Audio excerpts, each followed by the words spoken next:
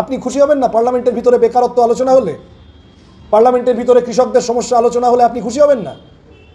প্রধানমন্ত্রী ইসরায়েল নিয়ে একদিনে টুইট করে দিলেন, আর মণিপুরে 70 দিন ধরে বসেছিলেন চুপ করে।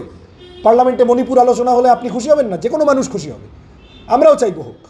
কিন্তু যে পদ্ধতি ওরা অনুসরণ করেছে, ওই ঢুকে পড়ে কার থেকে কি একটা করে 1.5 বছর ধরে প্ল্যানিং করেছে, বিজেপি এমপির থেকে পাস নিয়েছে, ওখানে গিয়ে একটা হৈহট্টগোল করেছে, ওই পদ্ধতি সংসদীয় গণতন্ত্রে খুব পালন করার মতো পদ্ধতি নয় বলে আমরা মনে করি।